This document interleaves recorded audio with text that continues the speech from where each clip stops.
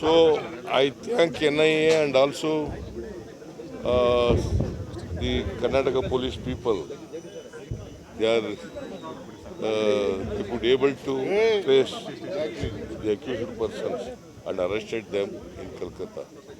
ಅವರು ಈಗ ಕಲ್ಕತ್ತಾದಿಂದ ಇಲ್ಲಿ ಬೆಂಗಳೂರಿಗೆ ಬರ್ತಾರೆ. ಅವ್ರು ವಿಚಾರಣೆ ಮಾಡಿದ್ಮೇಲೆ ಗೊತ್ತಾಗುತ್ತೆ ಏನು ಅಂತ.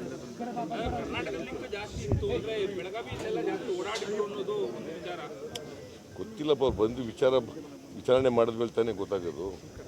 ಅವ್ರು ವಿಚಾರಣೆ ಮಾಡಿ ಹೇಳಿ. Sir, do you think NDA will give full majority? Do you think NDA will give full majority after According to me, NDA will not get full absolute majority this time. Or what about the India alliance, sir? India and other parties which are against BJP, they are getting the majority according to me. So how can Prime Minister Modi and BJP saying that charts of power before the election result? How can Prime Minister Modi and the BJP saying that all time charts of power before the election result? It's a strategy.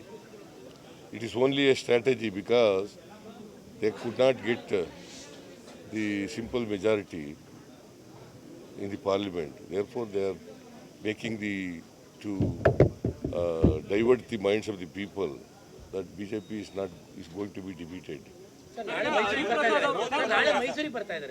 ಬರಲಿ ಪಾಪ, ಬರಲಿ. ಮೋದಿಯವರು ಬಂದು ಹೋಗೋಕ್ಕೆ ನಮ್ಮದೇನು ತಕರಾರಿಲ್ಲ. Because is a prime minister, ಬಂದು ಮಾಡಲಿ. ಬಟ್ ಕರ್ನಾಟಕಕ್ಕೆ ಏನು ಮಾಡಿದ್ದಾರೆ ಅಂತ ಕರ್ನಾಟಕ ಜನರಿಗೆ ಹೇಳಬೇಕು. ಅನ್ಎಂಪ್ಲಾಯ್ಮೆಂಟ್ ಬಗ್ಗೆ ಏನು ಮಾಡಿದ್ದಾರೆ, ಕರ್ನಾಟಕಕ್ಕೆ ತೆರಿಗೆ ಹಂಚಿಕೆಯಲ್ಲಿ ಅನ್ಯಾಯ ಆಗಿದೆ, ಅದಕ್ಕೆ ಏನು ಮಾಡಿದ್ದಾರೆ, ಬರಗಾಲ ಬಂದಿದೆ, ಬರಗಾಲಕ್ಕೆ ಇವತ್ತಿನವ್ರಿಗೆ ಯಾಕೆ ದುಡ್ಡು ಕೊಟ್ಟಿಲ್ಲ, ಇದೆಲ್ಲ ಉತ್ತರ ಹೇಳಬೇಕು ಜನಗಳಿಗೆ. ಬಟ್ ನಿನ್ನೆ ಅವರು ಮಾತು ಹೇಳಿದ್ದಾರೆ, ಅಂಬೇಡ್ಕರ್ ಅವ್ರು ಬಂದ್ರೂ ಕೂಡ ಸಂವಿಧಾನ ಬದಲಾಯಿಸೋಕ್ಕಾಗೋದಿಲ್ಲ, ನಮಗೆ ಸಂವಿಧಾನ ಪರವಾಗಿ ನಾವಿದ್ದೀವಿ. ಹಾಗಿದ್ರೆ ಅನಂತಕುಮಾರ್ ಹೆಗಡೆ ಮೇಲೆ ಕ್ರಮ ತಗೊಳ್ಳಿಲ್ಲ? ವೈ? ಅನಂತಕುಮಾರ್ ಹೆಗಡೆ 2 ಸಾರಿ ಹೇಳಿದ್ರು. ಅವ್ರ ಪಕ್ಷದಿಂದ ಉಚ್ಚಾಟನೆ ಮಾಡಿದ್ರ ಅಥವಾ ಮಂತ್ರಿ ಇದ್ರಲ್ಲ ಹೇಳಿದಾಗ ಆಗ ಮಂತ್ರಿಯಿಂದ ಡ್ರಾಪ್ ಮಾಡಿದ್ರ ಕ್ಯಾಬಿನೆಟ್ನಿಂದ? ಟಿಕೆಟ್ ಬಿಕಾಸ್ ಸೋಲ್ತಾನೆ ಅನ್ನೋ ಕಾರಣಕ್ಕೋಸ್ಕರ ಮಾಡಿದ್ದಾರೆ. That is A different thing. ಅಲ್ಲಿ ಉತ್ತರ ಕನ್ನಡ ಜಿಲ್ಲೆಯಲ್ಲಿ 5 ವರ್ಷದಿಂದ ಏನೂ ಕೆಲಸ ಮಾಡಿರಲಿಲ್ಲ, ಮನೇಲಿ ಕೂತಿದ್ರು. ಕೊನೆಯಲ್ಲಿ 3-4 ತಿಂಗಳು ಬಂದಿದ್ದರು. ಹಾಗಾಗಿ ಸೋಲ್ತಾನೆ ಅಂತಕ್ಕಂಥದ್ದು ವರದಿ ಆಧಾರದ ಮೇಲೆ ಅವರು ಕೊಟ್ಟಿಲ್ಲ, ಟಿಕೆಟ್ ಕೊಟ್ಟಿಲ್ಲ ಅನಂತಕುಮಾರ್ ಹೆಗಡೆ. ಯಾಕಂದ್ರೆ ಇಷ್ಟು ವರ್ಷನೂ ಮಾತಾಡಿರಲಿಲ್ಲ ಸರ್ ಸಂವಿಧಾನದ ಬಗ್ಗೆ, ಈಗ ಮಾತಾಡ್ತಾ ಇದ್ದಾರೆ ಅಂದ್ರೆ ಅದ್ರ ಎಫೆಕ್ಟ್ ಆಗ್ತಾ ಇದೆ ಅಂತ ಅವ್ರಿಗೆ ಅನಿಸುತ್ತೆ. ಯಾರು ಏನು ಎಫೆಕ್ಟ್? ಸುಳ್ಳು ಹೇಳಿದ್ರು ಎಫೆಕ್ಟ್ ಆಗ್ಬಿಡ್ತದ?